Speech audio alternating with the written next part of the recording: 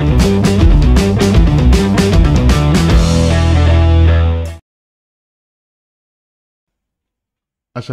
warahmatullahi wabarakatuh. Salam sejahtera untuk kita semua.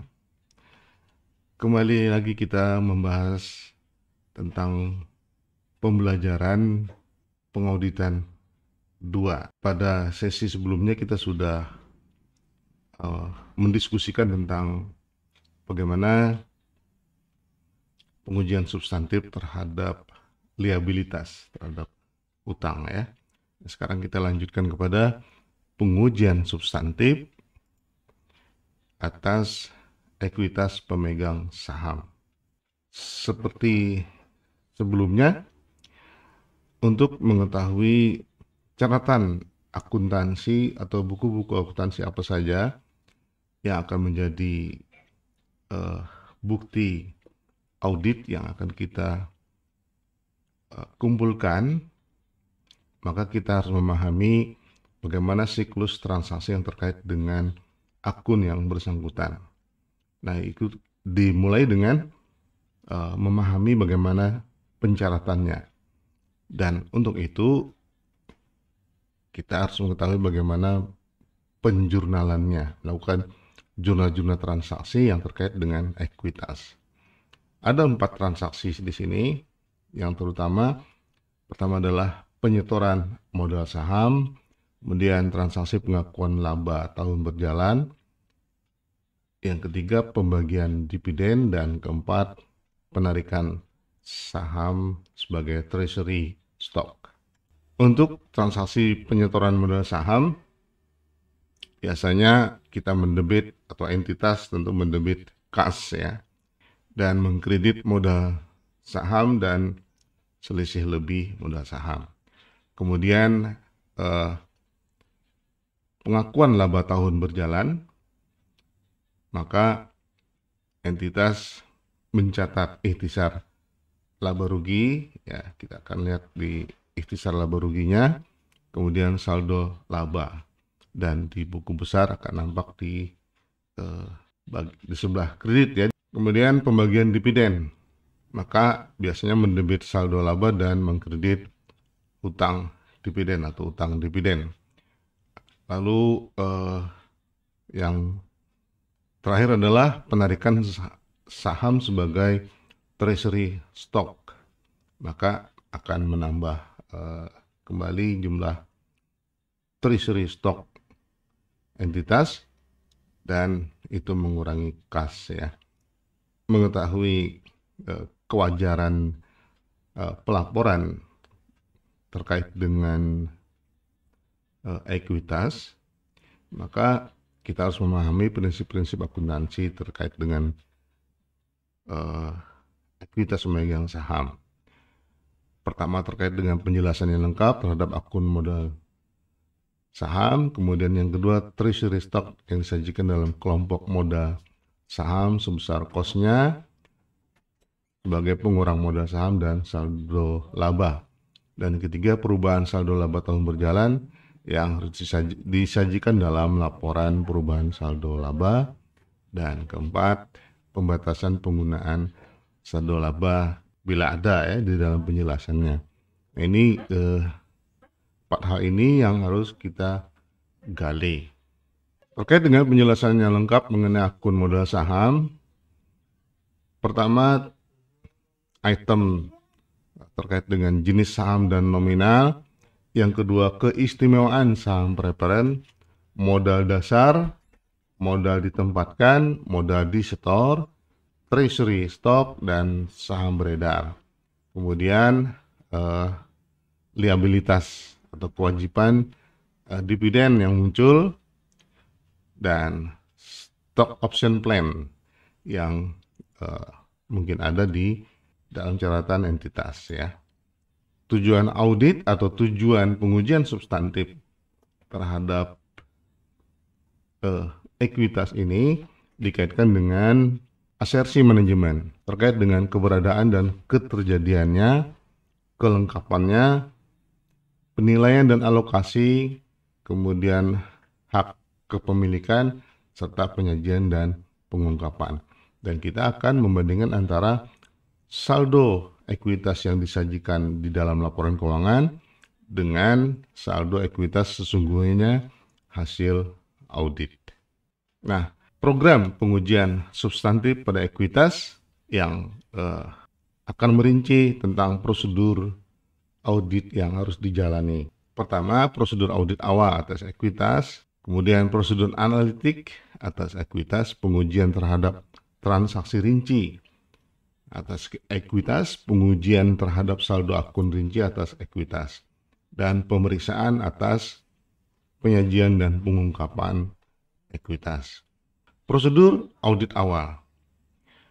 Pertama adalah mengusut saldo ekuitas yang tercantum di neraca di laporan posisi keuangan ke saldo akun ekuitas di buku besar. Dilakukan pengusutan. Yang kedua, menghitung kembali atau istilahnya melakukan reperforming, menghitung kembali saldo akun ekuitas di buku besar yang meliputi saldo awal, kemudian ditambah jumlah pengkreditan dan dikurangi dengan jumlah pendebitan. Mereview terhadap mutasi luar biasa pada akun ekuitas, karena ada kemungkinan mutasi luar biasa pada transaksi-transaksi yang terkait dengan ekuitas saham. Mengusut saldo awal akun ekuitas di buku besar ke kertas kerja tahun lalu. Mengusut posting pendebitan dan pengkreditan akun ekuitas ke jurnal yang bersangkutan.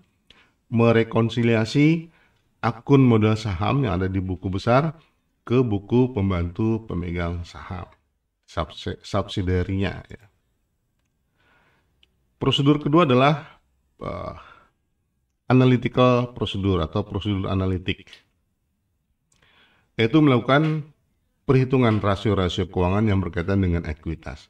Rasio itu akan membantu auditor dalam mengungkapkan adanya peristiwa atau transaksi yang tidak biasa. Jadi ada dikaitkan dengan mutasi-mutasi luar biasa, kemudian perubahan akuntansinya, dalam ini perubahan kebijakan akuntansi maksudnya, kemudian perubahan usaha, jadi ada perubahan-perubahan rencana, baik mulai rencana maupun implementasi dari perencanaan tersebut, ya. Kemudian fluktuasi acak dan kemungkinan salah saji. Rasio yang digunakan untuk prosedur analitik ini adalah menghitung rasio nilai buku saham, return on common stockholder equity, kemudian menghitung dividend payout ratio atau DPR, kemudian menghitung earning per share atau EPS per lembar saham, ya. Nah, rasio nilai buku saham itu membandingkan antara jumlah ekuitas pemegang saham dengan rata-rata jumlah saham biasa yang beredar. Kemudian return on common stockholders equity membandingkan antara laba bersih dengan rata-rata jumlah saham biasa yang beredar. Dividend payout ratio membandingkan antara dividend cash dibandingkan dengan laba bersih. Earning per share membandingkan antara laba bersih dengan rata-rata jumlah saham biasa yang beredar. Kemudian prosedur berikutnya adalah pengujian transaksi rinci atas ekuitas. Auditor memeriksa dokumen yang mendukung pencatatan tentang modal saham, selisih modal saham atau paid in capital, treasury stoknya, saldo laba, dan cadangan. Kemudian memeriksa pencatatan transaksi pengumuman, dividen, dan pembayarannya. Prosedur berikutnya adalah pengujian saldo akun rinci, yaitu menguji tentang keberadaannya atau eksistensi transaksi-transaksi yang dicatat atau dan dilaporkan di dalam laporan keuangan oleh entitas. Yang kedua, menguji kewajaran penilaiannya. Nah, pengujian terhadap keberadaannya meliputi mempelajari ADART klien, ya, anggaran dasar dan anggaran rumah tangganya, kemudian mempelajari notulen RUPS dan Dewan Direksi, mempelajari kontrak dengan underwriting atau penjamin emisi saham dan persyaratan emisi sahamnya, mempelajari notulen rapat Dewan Komisaris dan ROPS terkait dengan pembagian dividen. Yaitu mempelajari kontrak dengan independent registrar, mempelajari surat perjanjian penarikan kredit dan bond indentures mengenai pembagian dividen, melakukan analisis terhadap akun modal saham, melakukan analisis terhadap akun saldo laba. Selanjutnya, mendapatkan konfirmasi dari independent registrar, memeriksa pertanggungjawaban nomor urut saham, memeriksa semua sertifikat saham yang dibatalkan pemakaiannya. Kemudian pengujian penilaian meliputi pemeriksaan terhadap adjustment yang berasal dari tahun sebelumnya, maksudnya memeriksa adjustment yang berasal dari tahun sebelumnya yang dicatat dalam akun saldo laba, melakukan analisis terhadap akun treasury stock. Itu treasury stock adalah saham milik klien yang dibeli kembali oleh klien, kemudian merupakan akun adjustment atau pengurang terhadap akun modal saham. Pengujian, penyajian, dan pengungkapan. Pertama, memeriksa pencatatan transaksi emisi saham untuk menentukan pemisahan jumlah modal saham dengan paid-in capital. Kemudian memeriksa penyajian treasury stock. Memeriksa penyisihan saldo laba.